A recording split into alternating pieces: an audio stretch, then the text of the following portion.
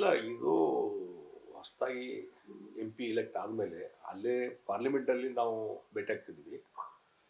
Personally ಅವ್ರಿಗೆ ಭೇಟಿಯಾಗಿ ಒಂದು ವಿಶ್ ಮಾಡೋದು ಹೊಸ ವರ್ಷದ್ದು. ಆಮೇಲೆ ಈ MP ಇಲೆಕ್ಟ್ ಆದಮೇಲೆ ಥ್ಯಾಂಕ್ಸ್ ಹೇಳೋದು ಅಂತೇಳಿ ಒಂದು ಅಪಾಯಿಂಟ್ಮೆಂಟ್ ಕೇಳಿದೆ. ನಿನ್ನೆ ಕೊಟ್ಟಿದ್ದು, ನಿನ್ನೆ ಭೇಟಿಯಾಗಿದ್ದೆ ನಾನು. ಭಾಳ ಒಂದು ಒಳ್ಳೆ ರೀತಿ ಸೌಹಾರ್ದ ರೀತಿಯಾದ ಒಂದು ಅವರು ಗೌರವ ಕೊಟ್ಟು ನನಗೆ ರಿಸೀವ್ ಮಾಡಿದರು. ಮತ್ತು ಒಂದು ಮನೆಯಲ್ಲಿ ಒಬ್ಬರು ಹಿರಿಯರು ಹೆಂಗೆ ಇರ್ತಾರಲ್ಲ, ಹಿರಿಯರು ಯಾವ ಎಲ್ಡರ್ಲಿ ಪರ್ಸನ್ಸ್ ಏನೋ ಒಂದು ಮನೆ ಇಲ್ಲಿಂದ ಸದಸ್ಯರಿಗೆ ಏನೊಂದು ಅಡ್ವೈಸ್ ಮಾಡೋದು ಮತ್ತು ಚರ್ಚೆ ಮಾಡ್ತಾರೆ, ಆ ರೀತಿ ಭಾಳ ಒಂದು ಆತ್ಮೀಯವಾದಂಥ ಒಂದು ಚರ್ಚೆ ಮಾಡಿದ್ರು ನನ್ನ ಜೊತೆ.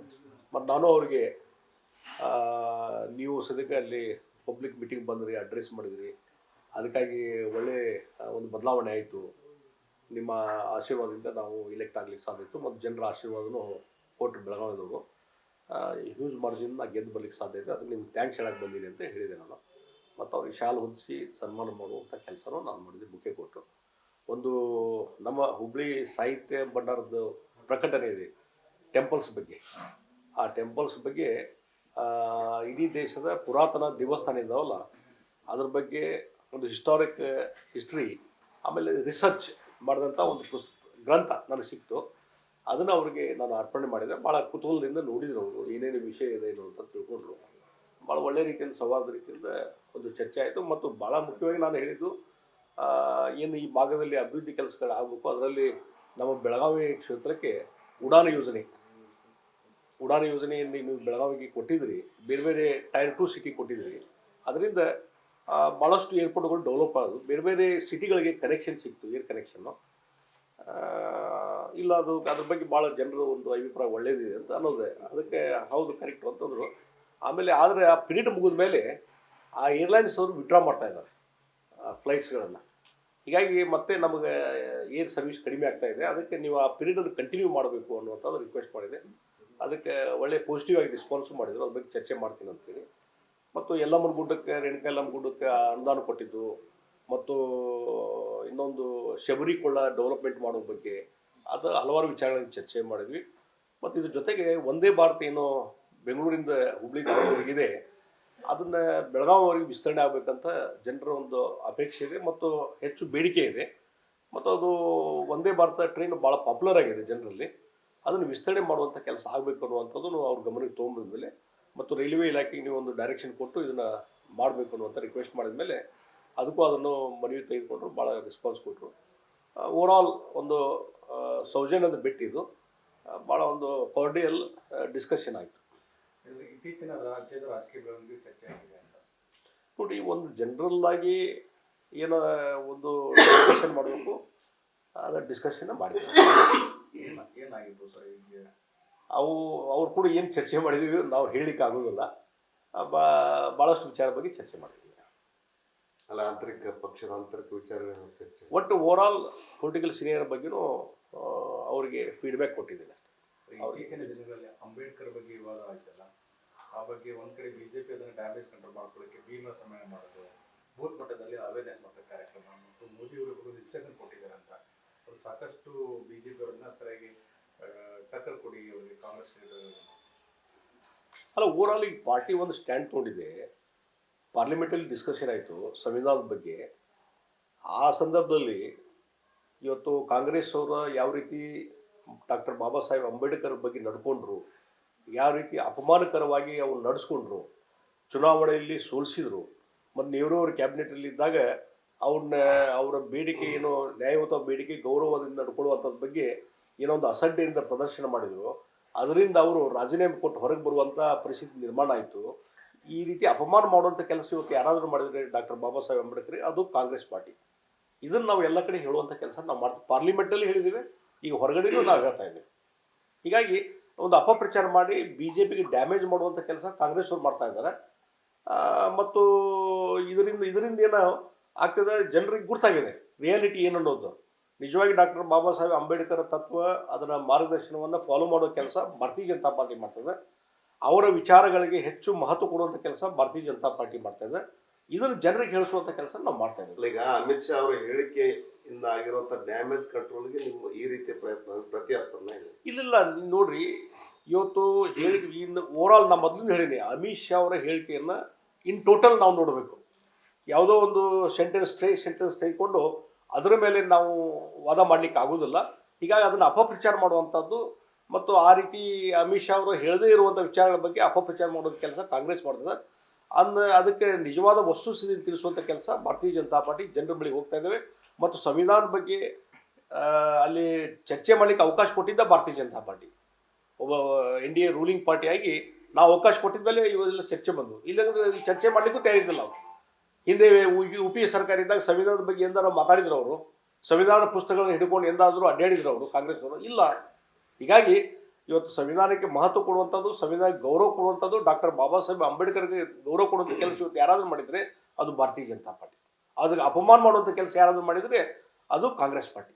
ಇಲ್ಲ, ಇದು ಹೊಸದಾಗಿ MP ಇಲೆಕ್ಟ್ ಆದಮೇಲೆ ಅಲ್ಲೇ ಪಾರ್ಲಿಮೆಂಟಲ್ಲಿ ನಾವು ಭೇಟಿ ಆಗ್ತಿದ್ವಿ. ಪರ್ಸನಲಿ ಅವ್ರಿಗೆ ಭೇಟಿಯಾಗಿ ಒಂದು ವಿಶ್ ಮಾಡೋಣ ಹೊಸ ವರ್ಷದ್ದು. ಆಮೇಲೆ ಈ MP ಇಲೆಕ್ಟ್ ಆದಮೇಲೆ ಥ್ಯಾಂಕ್ಸ್ ಹೇಳೋಣ ಅಂತ ಹೇಳಿ ಒಂದು ಅಪಾಯಿಂಟ್ಮೆಂಟ್ ಕೇಳಿದೆ. ನಿನ್ನೆ ಕೊಟ್ಟಿದ್ದು, ನಿನ್ನೆ ಭೇಟಿಯಾಗಿದ್ದೆ ನಾನು. ಭಾಳ ಒಂದು ಒಳ್ಳೆಯ ರೀತಿ ಸೌಹಾರ್ದ ರೀತಿಯಾದ ಒಂದು ಅವರು ಗೌರವ ಕೊಟ್ಟು ನನಗೆ ರಿಸೀವ್ ಮಾಡಿದರು. ಮತ್ತು ಒಂದು ಮನೆಯಲ್ಲಿ ಒಬ್ಬರು ಹಿರಿಯರು ಹೆಂಗೆ ಇರ್ತಾರಲ್ಲ, ಹಿರಿಯರು ಯಾವ ಎಲ್ಡರ್ಲಿ ಪರ್ಸನ್ಸ್ ಏನೋ ಒಂದು ಮನೆ ಇಲ್ಲಿಂದ ಒಬ್ಬ ಸದಸ್ಯರಿಗೆ ಏನೊಂದು ಅಡ್ವೈಸ್ ಮಾಡೋದು ಮತ್ತು ಚರ್ಚೆ ಮಾಡ್ತಾರೆ, ಆ ರೀತಿ ಭಾಳ ಒಂದು ಆತ್ಮೀಯವಾದಂಥ ಒಂದು ಚರ್ಚೆ ಮಾಡಿದ್ರು ನನ್ನ ಜೊತೆ. ಮತ್ತು ನಾನು ಅವರಿಗೆ ನೀವು ಸದ್ಯಕ್ಕೆ ಅಲ್ಲಿ ಪಬ್ಲಿಕ್ ಮೀಟಿಂಗ್ ಬಂದ್ರಿ, ಅಡ್ರೆಸ್ ಮಾಡಿದ್ರಿ, ಅದಕ್ಕಾಗಿ ಒಳ್ಳೆ ಒಂದು ಬದಲಾವಣೆ ಆಯಿತು, ನಿಮ್ಮ ಆಶೀರ್ವಾದದಿಂದ ನಾವು ಇಲೆಕ್ಟ್ ಆಗಲಿಕ್ಕೆ ಸಾಧ್ಯ ಇತ್ತು ಮತ್ತು ಜನರ ಆಶೀರ್ವಾದನೂ ಕೊಟ್ಟರು ಬೆಳಗಾವಿದವರು. ಹ್ಯೂಜ್ ಮಾರ್ಜಿನ್ ಗೆದ್ದು ಬರ್ಲಿಕ್ಕೆ ಸಾಧ್ಯ ಇದೆ, ಅದಕ್ಕೆ ನಿಮ್ಗೆ ಥ್ಯಾಂಕ್ಸ್ ಹೇಳಕ್ಕೆ ಬಂದೀನಿ ಅಂತ ಹೇಳಿದೆ ನಾನು. ಮತ್ತು ಅವ್ರಿಗೆ ಶಾಲ್ ಹೊದಿಸಿ ಸನ್ಮಾನ ಮಾಡುವಂಥ ಕೆಲಸನೂ ನಾನು ಮಾಡಿದೆ, ಬುಕ್ಕೆ ಕೊಟ್ಟು. ಒಂದು ನಮ್ಮ ಹುಬ್ಬಳ್ಳಿ ಸಾಹಿತ್ಯ ಭಂಡಾರದ ಪ್ರಕಟಣೆ ಇದೆ ಟೆಂಪಲ್ಸ್ ಬಗ್ಗೆ. ಆ ಟೆಂಪಲ್ಸ್ ಬಗ್ಗೆ ಇಡೀ ದೇಶದ ಪುರಾತನ ದೇವಸ್ಥಾನ ಇದ್ದಾವಲ್ಲ, ಅದ್ರ ಬಗ್ಗೆ ಒಂದು ಹಿಸ್ಟ್ರಿ ಆಮೇಲೆ ರಿಸರ್ಚ್ ಮಾಡಿದಂಥ ಒಂದು ಗ್ರಂಥ ನನಗೆ ಸಿಕ್ತು. ಅದನ್ನು ಅವ್ರಿಗೆ ನಾನು ಅರ್ಪಣೆ ಮಾಡಿದೆ. ಭಾಳ ಕುತೂಹಲದಿಂದ ನೋಡಿದ್ರು ಅವರು, ಏನೇನು ವಿಷಯ ಇದೆ ಏನು ಅಂತ ತಿಳ್ಕೊಂಡ್ರು. ಭಾಳ ಒಳ್ಳೆಯ ರೀತಿಯಿಂದ ಸೌಹಾರ್ದ ರೀತಿಯಿಂದ ಒಂದು ಚರ್ಚೆ ಆಯಿತು. ಮತ್ತು ಭಾಳ ಮುಖ್ಯವಾಗಿ ನಾನು ಹೇಳಿದ್ದು, ಏನು ಈ ಭಾಗದಲ್ಲಿ ಅಭಿವೃದ್ಧಿ ಕೆಲಸಗಳು ಆಗಬೇಕು, ಅದರಲ್ಲಿ ನಮ್ಮ ಬೆಳಗಾವಿ ಕ್ಷೇತ್ರಕ್ಕೆ ಉಡಾನ್ ಯೋಜನೆಯನ್ನು ನೀವು ಬೆಳಗಾವಿಗೆ ಕೊಟ್ಟಿದ್ರಿ, ಬೇರೆ ಬೇರೆ ಟೈರ್ 2 ಸಿಟಿ ಕೊಟ್ಟಿದ್ರಿ. ಅದರಿಂದ ಭಾಳಷ್ಟು ಏರ್ಪೋರ್ಟ್ಗಳು ಡೆವಲಪ್ ಆಗೋದು, ಬೇರೆ ಬೇರೆ ಸಿಟಿಗಳಿಗೆ ಕನೆಕ್ಷನ್ ಸಿಕ್ತು, ಏರ್ ಕನೆಕ್ಷನ್ನು.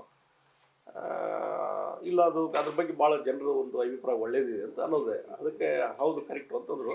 ಆಮೇಲೆ ಆದರೆ ಆ ಪೀರಿಯಡ್ ಮುಗಿದ ಮೇಲೆ ಆ ಏರ್ಲೈನ್ಸ್ ಅವರು ವಿಡ್ರಾ ಮಾಡ್ತಾ ಇದ್ದಾರೆ ಫ್ಲೈಟ್ಸ್ಗಳನ್ನು. ಹೀಗಾಗಿ ಮತ್ತೆ ನಮಗೆ ಏರ್ ಸರ್ವಿಸ್ ಕಡಿಮೆ ಆಗ್ತಾ ಇದೆ. ಅದಕ್ಕೆ ನೀವು ಆ ಪೀರಿಯಡನ್ನು ಕಂಟಿನ್ಯೂ ಮಾಡಬೇಕು ಅನ್ನುವಂಥದ್ದು ರಿಕ್ವೆಸ್ಟ್ ಮಾಡಿದೆ. ಅದಕ್ಕೆ ಒಳ್ಳೆ ಪಾಸಿಟಿವ್ ಆಗಿ ರೆಸ್ಪಾನ್ಸು ಮಾಡಿದರು. ಅದ್ರ ಬಗ್ಗೆ ಚರ್ಚೆ ಮಾಡ್ತೀನಿ ಅಂತೇಳಿ. ಮತ್ತು ಯಲ್ಲಮ್ಮನ ಗುಡ್ಡಕ್ಕೆ, ರೇಣುಕಾ ಯಲ್ಲಮ್ಮ ಗುಡ್ಡಕ್ಕೆ ಅನುದಾನ ಕೊಟ್ಟಿದ್ದು, ಮತ್ತು ಇನ್ನೊಂದು ಶಬರಿಕೊಳ್ಳ ಡೆವಲಪ್ಮೆಂಟ್ ಮಾಡೋ ಬಗ್ಗೆ, ಅದು ಹಲವಾರು ವಿಚಾರಗಳನ್ನು ಚರ್ಚೆ ಮಾಡಿದ್ವಿ. ಮತ್ತು ಇದ್ರ ಜೊತೆಗೆ ಒಂದೇ ಭಾರತ ಏನು ಬೆಂಗಳೂರಿಂದ ಹುಬ್ಳಿ ಧಾರವಾಡವರೆಗಿದೆ, ಅದನ್ನು ಬೆಳಗಾವಿವರೆಗೆ ವಿಸ್ತರಣೆ ಆಗಬೇಕಂತ ಜನರ ಒಂದು ಅಪೇಕ್ಷೆ ಇದೆ ಮತ್ತು ಹೆಚ್ಚು ಬೇಡಿಕೆ ಇದೆ. ಮತ್ತು ಅದು ಒಂದೇ ಭಾರತ ಟ್ರೈನ್ ಭಾಳ ಪಾಪ್ಯುಲರ್ ಆಗಿದೆ ಜನರಲ್ಲಿ. ಅದನ್ನು ವಿಸ್ತರಣೆ ಮಾಡುವಂಥ ಕೆಲಸ ಆಗಬೇಕು ಅನ್ನುವಂಥದ್ದು ಅವ್ರ ಗಮನಕ್ಕೆ ತೊಗೊಂಡ್ಮೇಲೆ, ಮತ್ತು ರೈಲ್ವೆ ಇಲಾಖೆಗೆ ನೀವು ಒಂದು ಡೈರೆಕ್ಷನ್ ಕೊಟ್ಟು ಇದನ್ನು ಮಾಡಬೇಕು ಅನ್ನುವಂಥ ರಿಕ್ವೆಸ್ಟ್ ಮಾಡಿದ ಮೇಲೆ ಅದಕ್ಕೂ ಅದನ್ನು ಮನವಿ ತೆಗೆದುಕೊಂಡ್ರು, ಭಾಳ ರೆಸ್ಪಾನ್ಸ್ ಕೊಟ್ಟರು. ಓವರಾಲ್ ಒಂದು ಸೌಜನ್ಯದ ಭೇಟಿದು ಭಾಳ ಒಂದು ಕಾರ್ಡಿಯಲ್ ಡಿಸ್ಕಷನ್ ಆಯಿತು. ಇತ್ತೀಚಿನ ರಾಜ್ಯದ ರಾಜಕೀಯ ಬೆಳವಣಿಗೆ ಚರ್ಚೆ ಆಗಿದೆ ಅಂತ ನೋಡಿ, ಒಂದು ಜನರಲ್ ಆಗಿ ಏನೋ ಒಂದು ಡಿಸ್ಕಷನ್ ಮಾಡಬೇಕು, ಅದರ ಡಿಸ್ಕಷನ್ನ ಮಾಡಿದ್ವಿ. ಏನಾಗಿತ್ತು ಸರ್? ಈಗ ಅವ್ರು ಕೂಡ ಏನು ಚರ್ಚೆ ಮಾಡಿದ್ವಿ ನಾವು ಹೇಳಲಿಕ್ಕೆ ಆಗೋದಿಲ್ಲ. ಭಾಳಷ್ಟು ವಿಚಾರ ಬಗ್ಗೆ ಚರ್ಚೆ ಮಾಡಿದ್ವಿ. ಅಲ್ಲ, ಪಕ್ಷದ ಆಂತರಿಕ ವಿಚಾರಗಳ ಚರ್ಚೆ, ಒಟ್ಟು ಓವರಾಲ್ ಪೊಲಿಟಿಕಲ್ ಸೀನಿಯರ್ ಬಗ್ಗೆನೂ ಅವರಿಗೆ ಫೀಡ್ಬ್ಯಾಕ್ ಕೊಟ್ಟಿದ್ದೀನಿ ಅಷ್ಟೇ. ಇತ್ತೀಚಿನ ದಿನಗಳಲ್ಲಿ ಅಂಬೇಡ್ಕರ್ ಬಗ್ಗೆ ವಿವಾದ ಆಯ್ತಲ್ಲ, ಆ ಬಗ್ಗೆ ಒಂದ್ ಕಡೆ ಬಿಜೆಪಿ ಅದನ್ನು ಡ್ಯಾಮೇಜ್ ಕಂಟ್ರೋಲ್ ಮಾಡ್ಕೊಳ್ಳೋಕ್ಕೆ ಭೀಮ ಸಮಯ ಮಾಡೋದು, ಬೂತ್ ಮಟ್ಟದಲ್ಲಿ ಅವೇರ್ನೆಸ್ ಮಾಡೋ ಕಾರ್ಯಕ್ರಮ, ಮತ್ತು ಮೋದಿ ಅವರು ಇನ್ಸ್ಟ್ರಕ್ಷನ್ ಕೊಟ್ಟಿದ್ದಾರೆ ಅಂತ ಅದು ಸಾಕಷ್ಟು ಬಿಜೆಪಿ ಅವರನ್ನ ಸರಿಯಾಗಿ ಟಕ್ಕರ್ ಕೊಡಿ ಅವರಿಗೆ ಕಾಂಗ್ರೆಸ್ ಅಲ್ಲ, ಓವರಾಲ್ ಈಗ ಪಾರ್ಟಿ ಒಂದು ಸ್ಟ್ಯಾಂಡ್ ತೊಗೊಂಡಿದೆ. ಪಾರ್ಲಿಮೆಂಟಲ್ಲಿ ಡಿಸ್ಕಷನ್ ಆಯಿತು ಸಂವಿಧಾನದ ಬಗ್ಗೆ. ಆ ಸಂದರ್ಭದಲ್ಲಿ ಇವತ್ತು ಕಾಂಗ್ರೆಸ್ ಅವರು ಯಾವ ರೀತಿ ಡಾಕ್ಟರ್ ಬಾಬಾ ಸಾಹೇಬ್ ಅಂಬೇಡ್ಕರ್ ಬಗ್ಗೆ ನಡ್ಕೊಂಡ್ರು, ಯಾವ ರೀತಿ ಅಪಮಾನಕರವಾಗಿ ಅವ್ರು ನಡೆಸ್ಕೊಂಡ್ರು, ಚುನಾವಣೆಯಲ್ಲಿ ಸೋಲಿಸಿದ್ರು, ಮತ್ತು ನೆಹರು ಅವ್ರ ಕ್ಯಾಬಿನೆಟಲ್ಲಿದ್ದಾಗ ಅವರ ಬೇಡಿಕೆ ಏನು ನ್ಯಾಯಯುತ ಬೇಡಿಕೆ ಗೌರವದಿಂದ ನಡ್ಕೊಳ್ಳುವಂಥದ್ದು ಬಗ್ಗೆ ಏನೋ ಒಂದು ಅಸಡ್ಡೆಯಿಂದ ಪ್ರದರ್ಶನ ಮಾಡಿದರು. ಅದರಿಂದ ಅವರು ರಾಜೀನಾಮೆ ಕೊಟ್ಟು ಹೊರಗೆ ಬರುವಂಥ ಪರಿಸ್ಥಿತಿ ನಿರ್ಮಾಣ ಆಯಿತು.